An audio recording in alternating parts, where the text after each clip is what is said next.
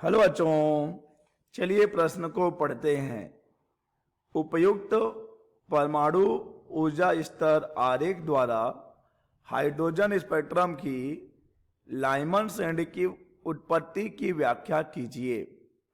इस श्रेणी की रेखाओं के आवृत्ति के लिए सूत्र लिखिए।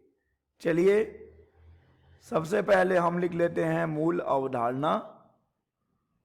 मूल अवधारणा जिस पर कि यह प्रश्न आधारित है। यह प्रश्न आधारित है हाइड्रोजन परमाणु की स्पेक्ट्रमी श्रेणियों पर। हाइड्रोजन परमाणु की स्पेक्ट्रमी श्रेणियां। हाइड्रोजन परमाणु की स्पेक्ट्रमी श्रेणियां। बच्चों, हाइड्रोजन परमाणु की स्पेक्ट्रमी श्रेणियों में देखिए कौन कौन सी श्रेणियां आ जाती हैं। उसमें आ जाता है लाइमन श्रेणी, जिसके बारे में प्रश्न में हमसे पूछा गया है। लाइमन श्रेणी है, एक लाइमन श्रेणी होता है। लाइमन के बाद बामर श्रेणी, बामर श्रेणी। बामर के बाद हम बात करते हैं पाश्चन श्रेणी की। पाश्चन श्रेणी। पाश्चन श्रेणी के बाद ब्रैकेट श्रेणी। ब्रैकेट श्रेणी। और आता है बच्चों एक फुंड श्रेणी। फुंड श्रेणी। प्रश्न में हमसे पूछा गया है लाइमन श्रेणी के बारे में, और इसका जवाब देने के लिए बच्चों पहले हमें उपयुक्त ऊर्जा स्तर आरेख भी बनाना है। तो ऊर्जा स्तर आरेख बनाने के लिए हमें ऊर्जा का सूत्र मालूम होना चाहिए। हाइड्रोजन परमाणु की nवीं कक्षा में इलेक्ट्रॉन की ऊर्जा दी जाती है इस समीकरण द्वारा। En बराबर -13.6/n² इलेक्ट्रॉन वोल्ट, जहां पर n जो है बच्चों मुख्य क्वांटम संख्या है। तो चलिए हम पहले हाइड्रोजन परमाणु की विभिन्न ऊर्जा स्तरों को प्राप्त कर लेते हैं। जब हम यहां पर रखेंगे n बराबर 1, तो हमें मिलेगी पहली ऊर्जा स्तर जो कि है -13.6 इलेक्ट्रॉन वोल्ट की।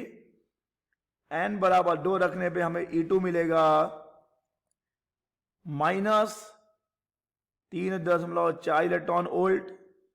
n बराबर 3 रखने पे हमें मिलेगा E3 बराबर -1.51 इलेक्ट्रॉन वोल्ट। n बराबर 4 रखने पे हमें E4 मिलेगा -0.85 इलेक्ट्रॉन वोल्ट। वैसे ही बच्चों जब हम n बराबर 5 रखेंगे तो हमें E5 बराबर मिलेगा -0.54 इलेक्ट्रॉन वोल्ट। और ऐसे ही बच्चों हम n के मान रखते जाएंगे तो हमें हाइड्रोजन परमाणु के ऊर्जा स्तर मिलते जाएंगे, और जब हम पहुंच जाएंगे अनंत पे तो हमें मिलेगा E अनंत 0। चलिए इसे एक आरेख की सहायता से बना लें। ये रहा बच्चों n बराबर 1 के लिए E1 -13.6, N2, N3, N4, N5 और उनके संगत ये ऊर्जा। तो ये है बच्चों हाइड्रोजन परमाणु के लिए ऊर्जा स्तर। और अब हमें बात करनी है लाइमन श्रेणी की। तो चलिए बच्चों समझते हैं कि लाइमन श्रेणी क्या होगा। लाइमन श्रेणी। लाइमन श्रेणी। लेकिन पहले बच्चों हम जरा हाइड्रोजन परमाणु की स्पेक्ट्रमी रेखाओं के बारे में समझें। देखिए होगा ये कि हाइड्रोजन परमाणु में जब भी इलेक्ट्रॉन किसी उच्च ऊर्जा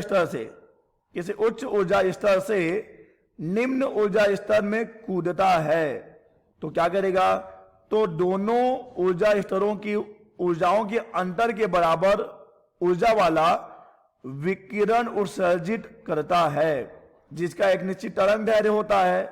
ठीक है बच्चों, और इसे हम कहते हैं एक स्पेक्ट्रमी रेखा। कहने का तात्पर्य है कि जब एक इलेक्ट्रॉन उच्च ऊर्जा स्तर से निम्न ऊर्जा स्तर में कूदता है तो वह विकिरण उत्सर्जित करता है, जिसका अपना एक निश्चित तरंग दैर्घ्य होता है। और बच्चों उस निश्चित तरंग दैर्घ्य के लिए हमारे पास एक सूत्र भी है। सूत्र है 1/λ बराबर 1/n1 का वर्ग, यहां पे कैपिटल आर होगा, रीड वर्ग नियतांक, 1/n1 का वर्ग माइनस 1/n2 का वर्ग।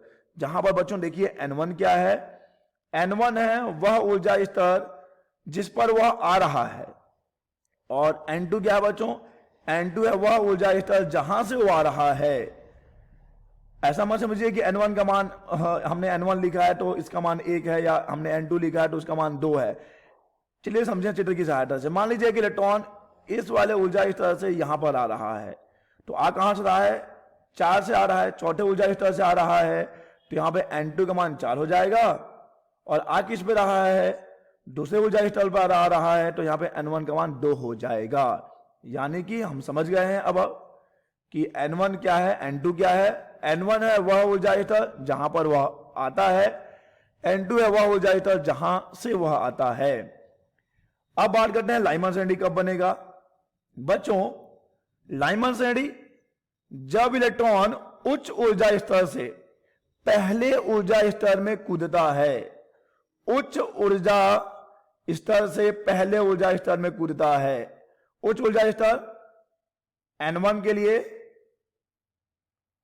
n2 भी जो है n बराबर 2 भी उच्च ऊर्जा स्तर है, तो जब दूसरे से पहले पे आएगा या फिर तीसरे से पहले पे आएगा, या फिर जब चौथे से पहले पे आएगा, या फिर जब पांचवें से पहले पे आएगा, ऐसे ही करते करते बच्चों हम कहां पहुंच जाएंगे, अनंत पहुंच जाएंगे जब वो अनंत से पहले पे आएगा।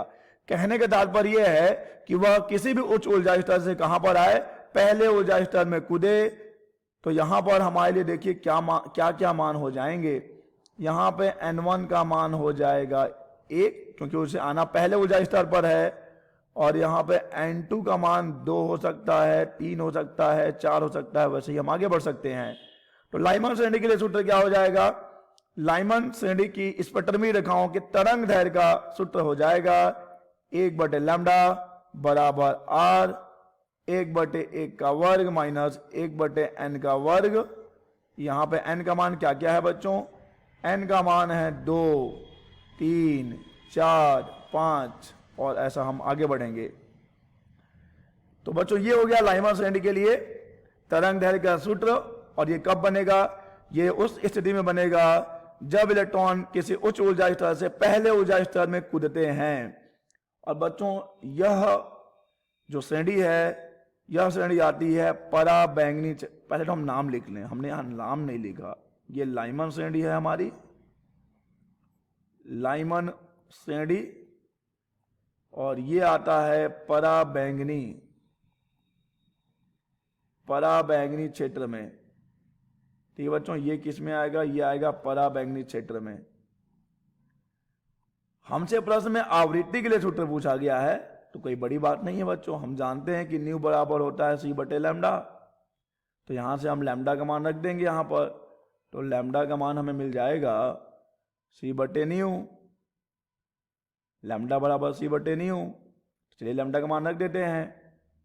तो जब हम लैम्डा का मान रखेंगे तो 1/λ का मान हमने रखा है c/न्यू, न्यू बराबर c/λ होता है, तो लैम्डा बराबर c/न्यू, लैम्डा का मान हम यहां रख देंगे। तो ये हो जाएगा c/न्यू बराबर कैपिटल R 1/1 का स्क्वायर माइनस 1/n का स्क्वायर। और ध्यान दीजिएगा यहाँ पे n का मान क्या क्या हो सकता है, हमने यहाँ लिखा हुआ है n का मान 2, 3, 4, 5, और ऐसे ही आगे बढ़ सकते हैं आप। तो चलिए यहाँ से हम न्यू निकाल लें, तो न्यू बराबर हो जाएगा CR 1/1 का स्क्वायर माइनस 1/n का स्क्वायर। तो ये हो जाएगा लाइमन श्रेणी की रेखाओं की आवृत्ति के लिए सूत्र।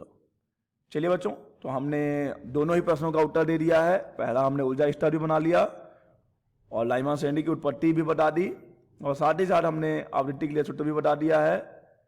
तो आशा करते हैं बच्चों आपको यह प्रश्न समझ आया होगा। धन्यवाद।